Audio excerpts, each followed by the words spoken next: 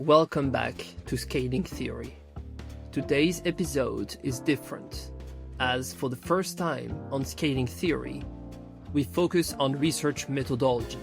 More specifically, we explore how AI is reshaping the very process of doing research and what that shift means for science and society at large. I sat down with James Evans, professor of sociology, computational and data science at the University of Chicago, external professor at the Santa Fe Institute, and faculty member at the Complexity Science Hub in Vienna. Together, we explore how AI is transforming the way we simulate and understand human behavior and what that shift means for science and society.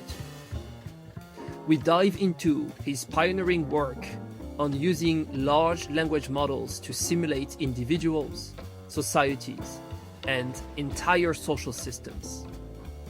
James and I explore the strengths and limits of AI agents for both the social and hard sciences, before reflecting on the future of social science itself.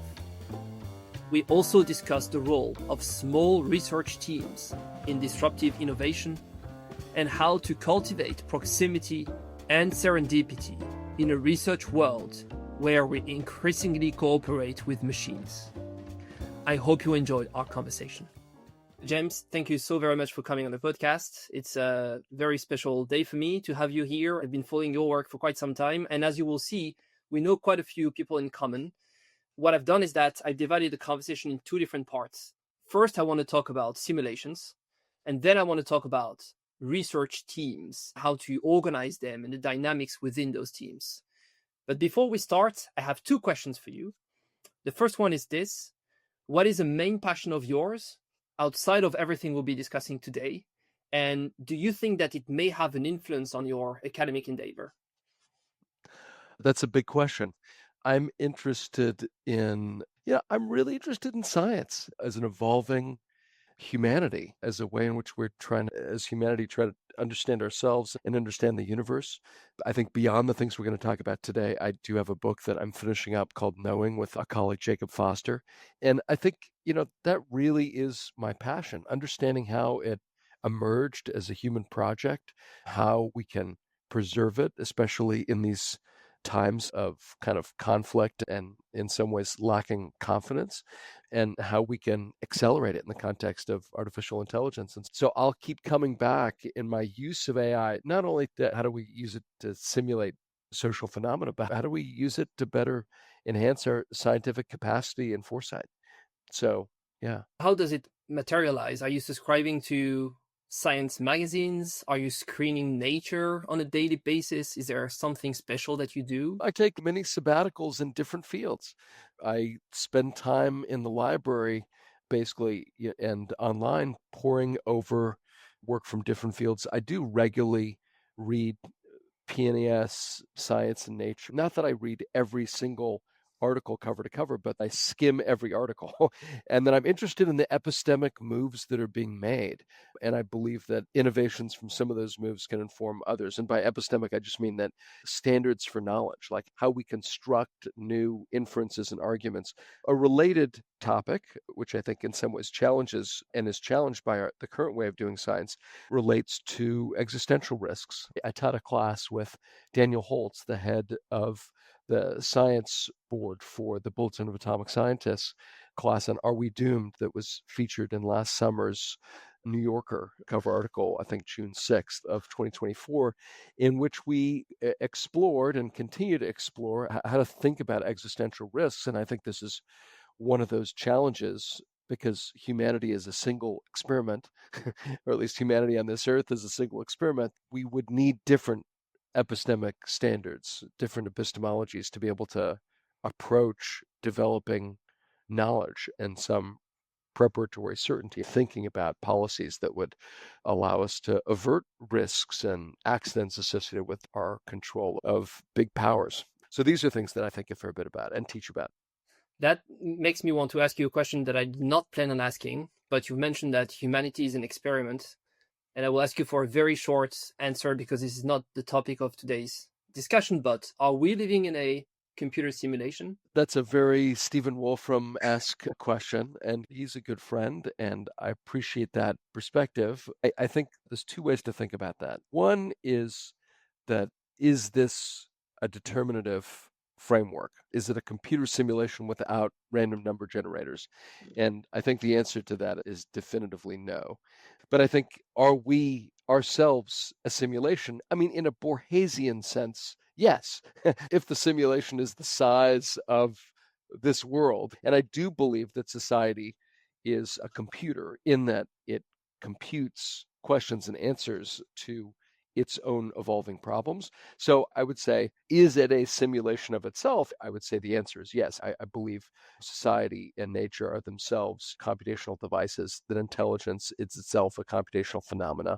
And so in that sense, we are running, we are software that's running. But I also believe that software includes a bunch of complex affordances which are unmeasured currently and that would be difficult to recover. That's a perfect bridge to my very last question to get to know you. You've mentioned complexity. So on top of being a professor at the University of Chicago, you are also an external professor at the Santa Fe Institute and an external faculty member at the Complexity Science Hub in Vienna. I've had both president of those two institutions on the podcast. My question is this: when did you first encounter complexity science, and at what point did you realize that you fell in love with it? That's a great question. I think it probably came in the context of deciding where to go to graduate school. I went to Stanford and I studied under Mark Granovetter, who studied and had a famous early piece on the strength of weak ties and was interested in the ways in which complex networks connected and shaped the channeling of economic opportunity in communities. And I think that's where the phenomena became clearer to me. Also, I would say before that, conditioning me to that was just the interest in identifying kind of far-flung networks, not just of people, but of concepts to one another as shaping things like scientific narratives, but also societal and informational narratives. But this, I think, became more deeply formed when Woody Powell, who was another one of my advisors at Stanford, began connection with the Santa Fe Institute. I didn't go to the Santa Fe Institute at that time, but 10 years later, when they came knocking on my door, inviting me to events, I was familiar with the work. I had more deeply read across the evolving canon of complex systems work, and it became an important metaphor and toolkit for me, and still is. And I couldn't help but notice that you have the 4 volumes of the history of complexity right behind you. I So, do. Yeah, that's right. I'm working with a group of computer scientists. Let's see, right there they are. They're in screen.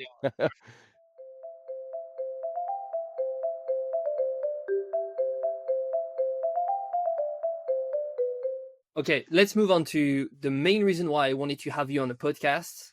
And let's talk about simulations and more specifically the simulation of people and society. So you have a couple of recent papers on the subject in which you explain that LLMs, the large language models, can be used to simulate a farmer in Indiana, a police officer in New York City, or a lawyer from Washington, D.C. Those are the examples that you give in the paper. You also show that they can be used to simulate thousands of people and give a sense of more macro phenomena. And for example, you say we could use them to better understand historical or cultural counterfactuals and backgrounds and use that to pilot large scale policy changes. So, if we are to talk about the simulations, I think the first question has to be where are they used already, if anywhere?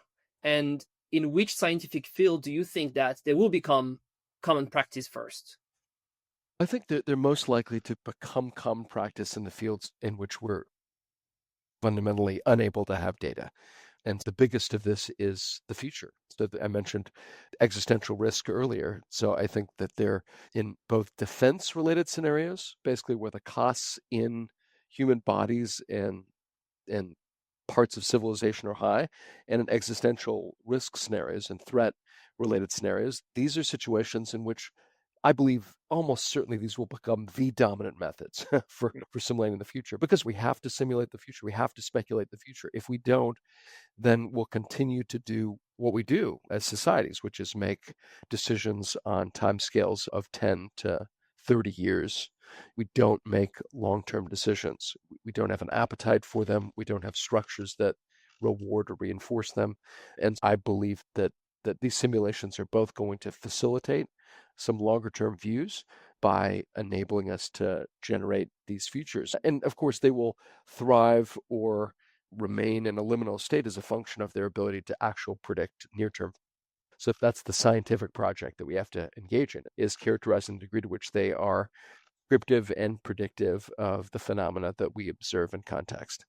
But yeah, okay, so futures and also hidden presence in pasts, which is to say situations in which we don't have records, or we're talking about under the radar populations. So these are criminal populations or otherwise liminal populations, discriminated against populations for which we have few or fundamentally deceptive measurements. So these are cases in which our best simulations, our most predictive simulations, have to substitute in some ways for a weakness of measurement. Okay, so let's get even more specific than that. You have a paper called Simulating Subjects, and in that paper you explain that LLMs can be used in 3 different ways for the purpose of simulating people and society. First, you can have what you called authored interactions, where you prompt the AI system to simulate a conversations between random subject, right? It could be James, a 21-year-old student, and Alice, let's say, a 40-year-old professor. Second, you have what you call multi-agent systems, in which you can generate multiple AI agents and place them then in a setting in which they have interactions. And third, you have human AI systems, where you put human respondents in conversation with AI personas. My question is this: which methods are the most promising for social science?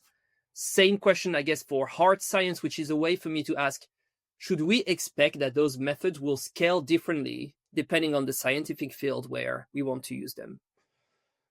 Okay, so I think these simulated agents as digital doubles, and I would say that the idea of digital doubles or digital twins became prominent initially in chemistry, right? And so what are digital doubles? These are data-driven simulations of systems with components for which we have insufficient first principles models to characterize. So you might think, oh, chemistry, we've got like great first principles models. Well, we do for simple molecules, but for gangly large molecules like polymers, we know very little. We have terrible first principles models, and simulated systems of these models have become enormously powerful in predictive and inverse design tasks. I think the position of these models and their utility is going to be in systems for which we have insufficient models. And by sufficient models that can explain almost all of an outcome. There is no social scientific field which is sufficient in this sense, in which we can explain all of an outcome. I grew up in a world where epistemically the standard was like necessary but not sufficient. You want a necessary explanation, you want to describe the causal effect of a phenomena, recognize that you can't explain all of the phenomena in question. And so people would battle over 1 or 2% variance explanations. The models would have R squareds of 0.0 something, 0.01, 0.002, 0.005, and describing both cross-sectional phenomena and dynamic phenomena. And so what we're trying to do here is basically look at existing systems, build sufficient, again, this is like sufficient but not necessary. So we can't claim that these are exactly the mechanics by which these phenomena arise, but we can generate the phenomena that are observed through these agentic simulations. So I think these are the cases, and they tend to be ecology, cosmology, sociology. So these are systems in which the interactions between components end up being critical. These are the classic complex systems phenomena, rather than, let's say, particle physics or the psychological aspects of a human or an economizing agent. So rather than the products of the particles, we're really looking at the products of the interactions between those particles. And I think those are the places in which these kinds of models are going to sing. I think that the second type, where we basically play these simulated agents against each other, are the place in which we're going to have an explosion of opportunity. So in the social sciences, yes, I think that people playing against these simulated agents will be the most powerful, but they won't scale, right? We can only run so many simulated phenomena. So the thing that will scale really rapidly, in part through our playing of these agents with human agents, will be agent-to-agent simulations. And so there are already groups that are running hundreds of thousands, in some cases millions, and projecting billions of agent worlds in which they're rolling out hyper-realistic simulations. Now, to be clear, and I think this goes back to your initial question of to what degree are we living in a simulation? Are we living as a software world? I think these are not just going to be useful for social science in the sense that they will produce and confirm or disconfirm prior theories or generate possible new theories. I think they will also allow us to generate organizations that produce real work, like programming companies that are completely virtual from the top to the bottom, AI scientific institutes that are virtual from top to bottom, but interfaced with robotic but real wet labs that are driven by these systems. So one component of my lab has been helping to drive the AI behind material science and pharmacological experiments in robotically driven labs. So they're working with real materials, but they're allowed to optimize through this space. So I think that agent to agent simulation and human agent to natural agent simulation will be enormously powerful and allow us to basically survey and surf through a range of possible philosophies of science, all on the way to not only discovering things about the world, but also, again, producing real work.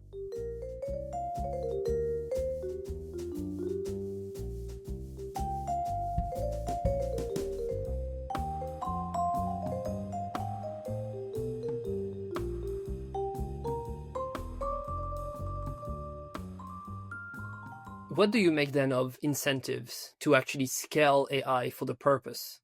Because you mentioned we may have AI entirely run research centers. And I could see how a government may have the incentive to have those because it may be more cost effective and help for, I don't know, any sort of policy.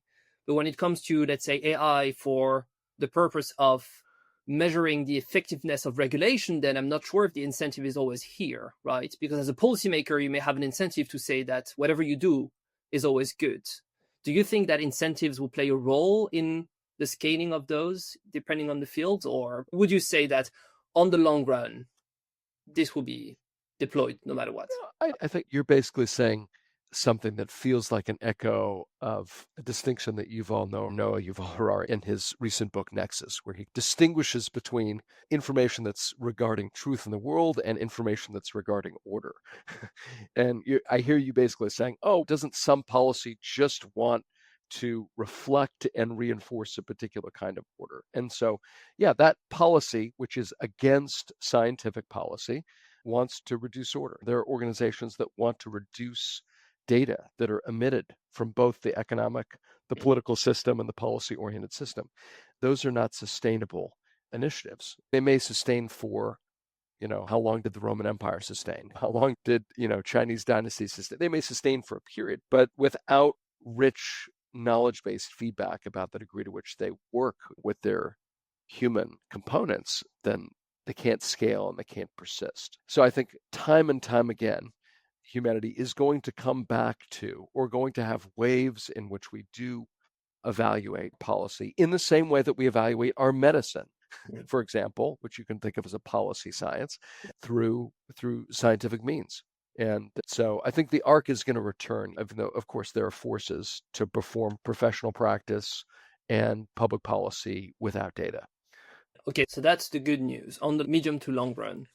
Now, let's talk about something you have to account for, and you do in your papers, you do explain that if you use LLMs for simulating people, it actually comes with certain limitations, at least today, that you do need to consider. And you actually list 6 of those characteristics of the current models that may create limitations or at least impair our ability to simulate humans. One is biases, the other one uniformity, atemporality, impoverished sensory experience, linguistic cultures, and alien intelligence. My question is, which ones of those limitations you think are likely to limit the scaling of using LLMs for simulating human experience on the long run? Meaning also which ones you think will actually be solved over time with technical advances. I think these are all persistent, challenged limits. I think easier ones to overcome are going to be, for example, atemporality. Like we're going to be able to build temporality in these systems. It's going to be hard because our algorithms are data hungry, but conceptually, there's not a difficulty with this. It's just an incentive difficulty, which is to say that the system that is largely producing these agents is just trying to produce the best possible conversational agent, right? So it's just an incentive problem. I believe it will continue to be an incentive problem. I think the bigger problems have to do with the fact that AI is computation increased relative to sensation. This disembodiment, which is one of the features that we mentioned here, is also associated with a lack of sensory capacity. So if you look at creatures in the world, they have evolved sensory capacities that link to their action space. And if you develop a system in which you have way more simulative capacity than sensory capacity, you get situations like in 1963. 1963, high energy physics in this meson spectroscopy conference that they held in the University of Pennsylvania, they began to debate the fact that there had been a host of recent discoveries, new particle discoveries, and they were trying to figure out what accounted for this flourishing of discoveries. And it turns out that the UK had put online a number of computers. So you had these simulational computers that were increasing, but the number of particle accelerator experiments was not. So it increased the number of hallucinations relative to the amount of sensory data. And so the community basically locked eyes and decided that it just needed to increase the sigma to distinguish whether or not something was a discovery. They increased from 3 to 5 sigma as the threshold. But I think it underscores a deeper problem. We have a paper in preprint that shows that over the use of AI in the sciences, in the natural sciences over the last 25 years, that even though it increases the mobility of the scientists, it increases the visibility of the science, it increases the rate by which people get tenure, it decreases the diameter of the subjects that are being studied systematically because AI is being used to basically jump on existing data. Now, ironically, that existing large data represents places in the sciences that people already felt were able to be predicted and worthy of prediction, right? So these are not the cases or the problems in which AI is likely to have unusual benefits or outsized benefits, which might be, for example, linking to disparate fields or across multiple scales in the scientific space. And so I think in all these cases, really deep and persistent challenge is going to be how do we evolve senses so that AI can basically gather information that solves the collapse problem. One of the other things that we see systematically in AI is that if it generates data and then it uses its own data generation to generate the next round, because it's a compression engine, it pulls in the tails of the distribution, and in image models and text models and other models, it eventually collapses. It degrades that signal sufficiently. This has been a problem in artificial life simulations and scenarios from the beginning. They collapse at some point because they don't generate enough diversity.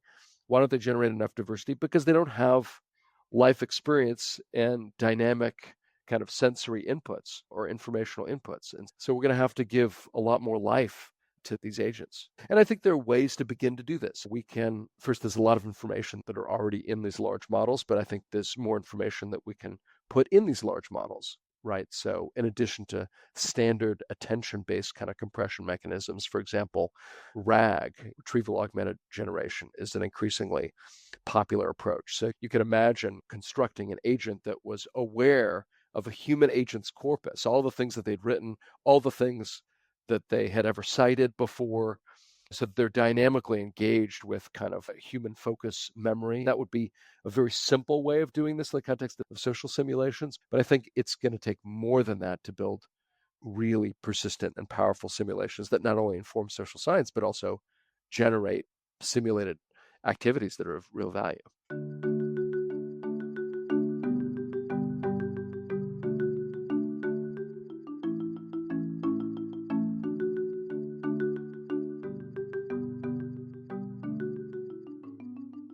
It could take that we will have to design robots with actually the ability to sense the world. That reminds me of some research that Yann Lequin, a former guest also on the podcast, once quoted on social media, and I forgot the exact number, but it was saying, look, by the time a baby is 2 years old, so actually not a baby anymore, a little child, that little child encountered I don't know how many billion, if not trillion, of data because of all the senses, right? So it's exponentially much, much higher than all of the LLMs that we may have today. But coming back to what you mentioned, and I did read your paper on the fact that AI may increase each individual scientist's productivity and impact, but it also narrows the range of topics that are explored in science. Is there anything we can do to mitigate this effect, or is it just a given fact that we have to accept? I think there's definitely ways we can mitigate the effect. One of those is to build out AI robots that are systematically engaged in evolving novel senses. We see systematically across from the beginning of the scientific revolution, from the 17th century, that systematically advances have gone lockstep with novel sensory modalities, right? So it's very rarely been like battles over existing sense data. It's like novel experiments, novel sensitivities produce new data, and then theories flourish and battle in these new spaces that systematically associated with advance. And so I think thinking through how it is that AIs, rather than just fixing them basically on existing data, how we can use them to expand and bifurcate this evolutionary space of sensory possibility. And can we do that? Certainly we can do that. So far, we've got methodologists like handcraft, very specific modalities associated with particular problems, and turning this into a systematic, intelligent scientific problem with a search space seems to me like a critical target that feels very much like Jan LeCun's challenge.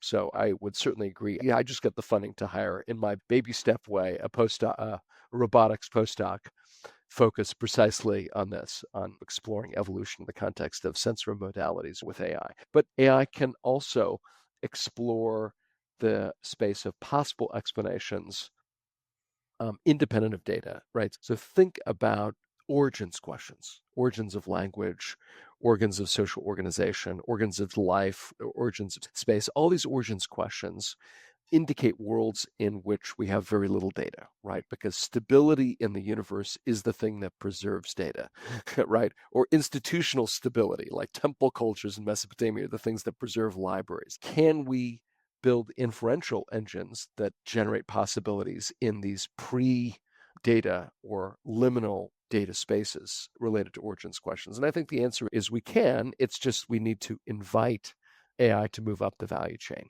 And I think that's likely it's going to involve a shift in the conception of what AI is able to be entrusted with. So scientists are more likely to allow AI to be used as an instrument, as a tool, as a statistical engine rather than as a question generator. And so it's going to take a little while for people to accept that AI is playing a different role. And if we do invite AI to move up the value chain, and if indeed we can give AI more senses, it means we can expand the scope of research. In a paper that you have entitled LLM Social Simulations Are a Promising Research Method, you envision a future in which social science, such as it exists today, is not actually on the map anymore, because maybe AI was indeed invited up to the value chain and generates its own research. And again, I'm coming back to my same kind of question. Is there anything we should do right now to prepare for it? Or is it just something that will come eventually and that we will adjust to? I think there's two ways to think about the role of social simulation in the social sciences. So one is like the importance of just simulating human activity in the social world, economic activity, political activity, social and relational activity. And the other is that we are on the cusp of a world in which there are billions of LLM agents that are just part of the social world, that are transacting on our behalf, that are filtering our email, that are summarizing web search. Most of us are already using many LLM agents in our workflow. I am. Most people that I know are engaged with these simulations. Every single student I know is engaged in using LLMs I stopped as asking them the question because they were giggling every time. Who's using ChatGPT or Claude or whatever? And they'll all be like, yeah, of course we are.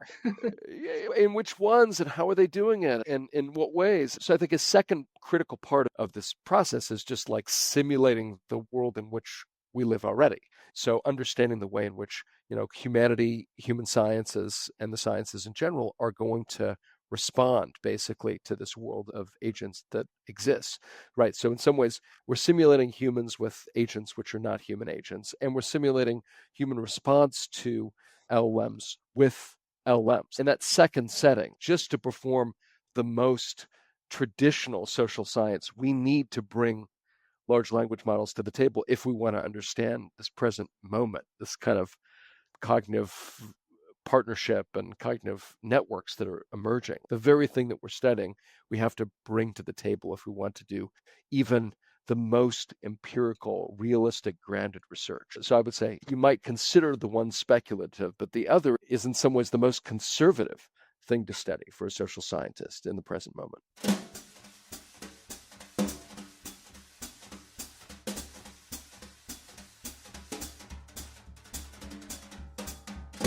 And it will certainly change what it is to be a researcher, which leads me to part two of my questions on research teams and how do we organize and produce research.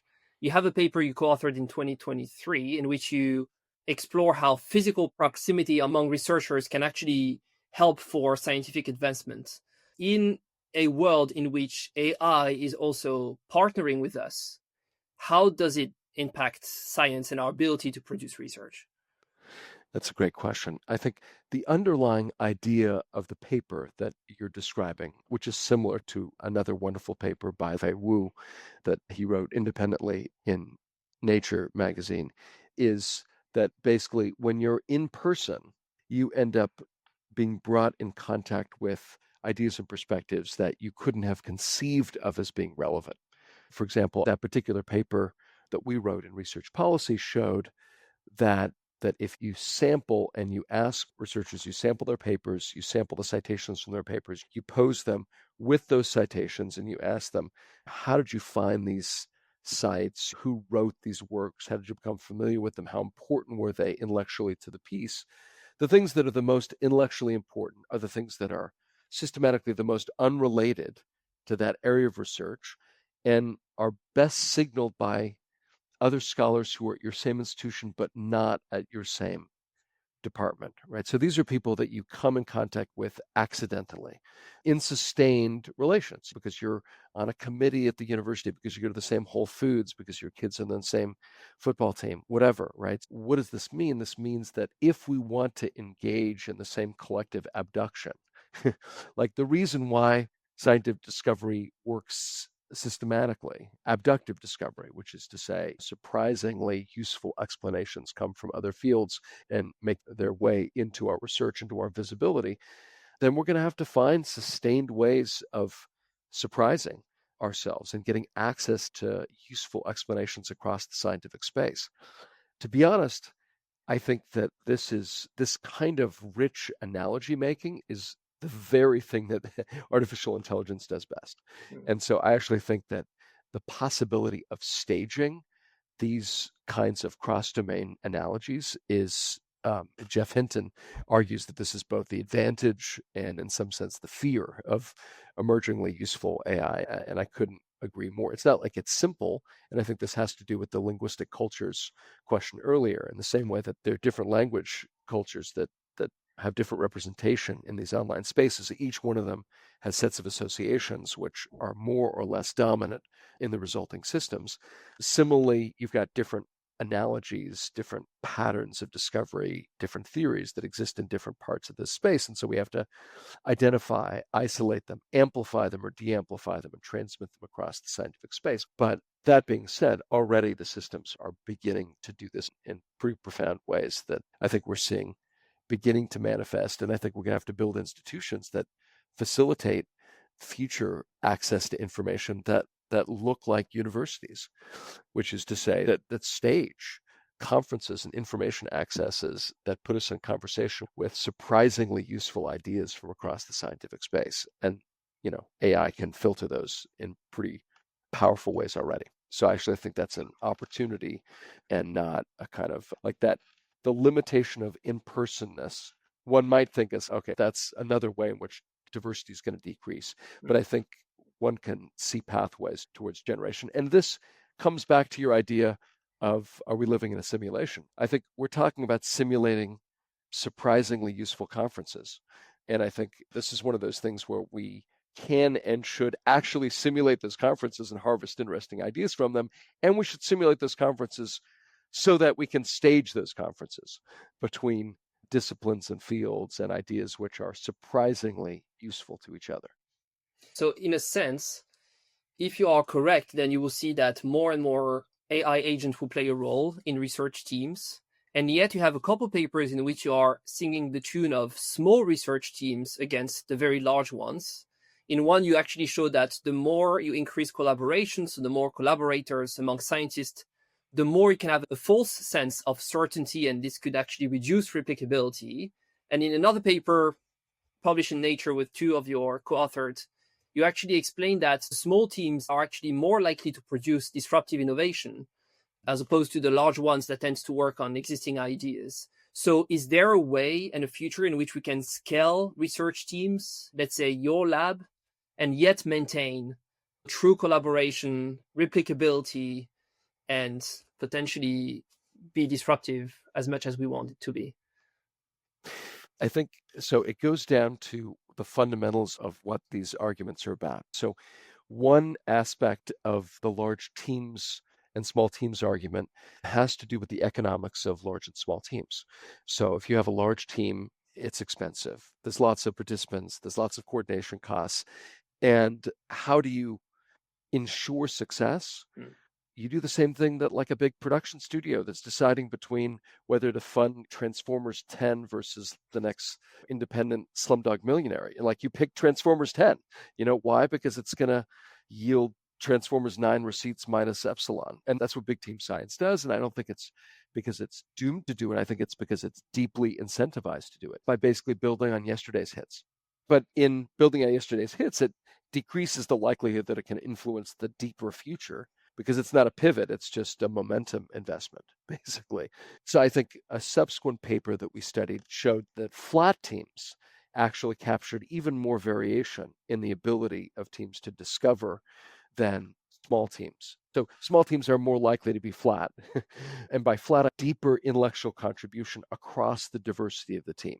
So when you get a really hierarchical team with a singular vision at the top, then it may be that it's an innovative paper the first time, but the 25th paper that's produced by that large team then is going to look more like the first paper, obviously, than if it's a flat team that's evolving, where ideas are combining in unexpected ways, where it's possible for the project to pivot and it's possible for the project to fail. So I think LLM contributors to these teams don't incur the same economic costs, basically, that another human contributor can engage. I think furthermore, it's possible for one to tune the degree to which various ideas and perspectives are actually going to engage in cross-fertilization that changes those perspectives. Cheaper teams are easier to pivot because their funding does not hinge on basically a promissory note that a specific thing is going to be yielded from a particular form of interaction. So I'm not trying to paint just a completely rosy picture. I can definitely imagine a future and I can simulate a future with the right incentives that with large scale LLM and large model use that science actually stops discovering new ideas entirely and really completely fixes on existing ideas, and they're driven by increasingly hierarchical human oversight. On the other hand, that's not the only possible future. I think and it's definitely not technologically determined. In fact, I think there's enough technological affordances that you could imagine many other richer and more creative pathways. Can you tell us about the knowledge lab that you lead and how you are actually addressing all of the dynamics we've been discussing to make sure that you remain collaborative and that AI plays a positive role? What are you doing? even though I would say the Knowledge Lab as a whole expands and contracts like an accordion, but at its maximum, there are a wide range of collaborators, but we're typically organized in small teams. So in some sense, it's a platform for visitors and students and postdocs and visiting faculty to surf the border between order and chaos. We're constantly generating new initiatives and ideas that come when old ideas bust and when new opportunities emerge.